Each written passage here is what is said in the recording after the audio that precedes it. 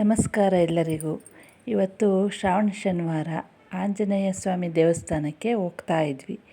ಅಲ್ಲಿ ದಾರಿನಲ್ಲಿ ನಮ್ಮೂರಿನ ಲಕ್ಷ್ಮಿ ಅಂದರೆ ಗಜರಾಜ ಹೋಗ್ತಾ ಇತ್ತು. ಸರಿ, ಅದನ್ನು ನಿಮಗೂ ಪರಿಚಯ ಮಾಡಿಸೋಣ ಅಂತ ವಿಡಿಯೋ ಮಾಡಿಕೊಂಡೆ. ಇದರ ಹೆಸರು ಲಕ್ಷ್ಮಿ ಅಂತ. ಇದು ದಿನಾಲು ಒಂದು ರೌಂಡು ಸಿಟಿಯೆಲ್ಲ ಓಡಾಡ್ಕೊಂಡು ಹೋಗುತ್ತೆ. ಅಂಗಡಿಯವರೆಲ್ಲ ಅದಕ್ಕೆ ಬಾಳೆಹಣ್ಣು ಎಲ್ಲ ತಿನ್ನೋದಕ್ಕೆ ಕೊಡ್ತಾರೆ. ಅದನ್ನೆಲ್ಲ ತಿಂದ್ಕೊಂಡು ಯಾರಿಗೂ ತೊಂದರೆ ಕೊಡದಲೇ ಆರಾಮಾಗಿ ಅದ್ರ ಪಾಡಿಗೆ ಅದು ಹೋಗುತ್ತೆ. ನೋಡಿ, ಸೊಪ್ಪನ್ನ ತಿಂತಾ ಇದೆ.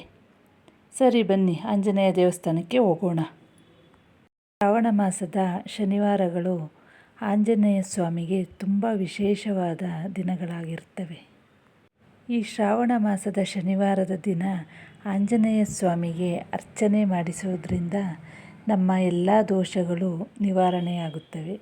ಶನಿವಾರದಂದು ಆಂಜನೇಯ ಸ್ವಾಮಿಗೆ ತುಳಸಿ ಹಾರ ಹಾಕುವುದು ಮತ್ತು ವಿಳೆದೆಲೆ ಹಾರ ಹಾಕುವುದು, ಹನುಮಾನ್ ಚಾಲೀಸ್ ಪಠಿಸುವುದು ಇವೆಲ್ಲ ಮಾಡುವುದರಿಂದ ನಮ್ಮ ಎಲ್ಲ ದೋಷಗಳು ನಿವಾರಣೆಯಾಗಿ ಸುಖ ಶಾಂತಿ ನೆಲೆಸುತ್ತದೆ. ಆಂಜನೇಯ ಸ್ವಾಮಿಯು ಭಕ್ತಿಗೆ ಮತ್ತು ಶಕ್ತಿಗೆ ತುಂಬ ಹೆಸರುವಾಸಿಯಾದ ದೇವರಾಗಿದೆ. ಪ್ರತಿದಿನ ಮನೆಯಲ್ಲಿ ಹನುಮಾನ್ ಚಾಲೀಸ್ ಪಠಿಸುವುದರಿಂದ ತುಂಬ ಒಳ್ಳೆಯದಾಗುತ್ತದೆ. ನಮ್ಮ ಏನೇ ಕೆಲಸ ಕಾರ್ಯಗಳು ನಿಂತಿದ್ರೂ ಅದೆಲ್ಲ ಸಲೀಸಾಗಿ ನೆರವೇರ್ಕೊಂಡು ಹೋಗುತ್ತೆ ಎಂಬ ನಂಬಿಕೆ ಇದೆ. ಈ ಶ್ರಾವಣ ಮಾಸದ ಶನಿವಾರದ ದಿನಗಳಂದು ಆಂಜನೇಯ ಸ್ವಾಮಿಗೆ ಆರತಿ ಮಾಡೋದರಿಂದ ನಮ್ಮ ಏನೇ ಕೆಲಸ ಕಾರ್ಯಗಳು ನಿಂತಿದ್ದರೂ ಅವು ಎಲ್ಲ ಸಲೀಸಾಗಿ ನಡ್ಕೊಂಡು ಹೋಗುತ್ತೆ. ಯಾವ ತೊಂದರೆ ಸಹಿತ ಬರಲ್ಲ.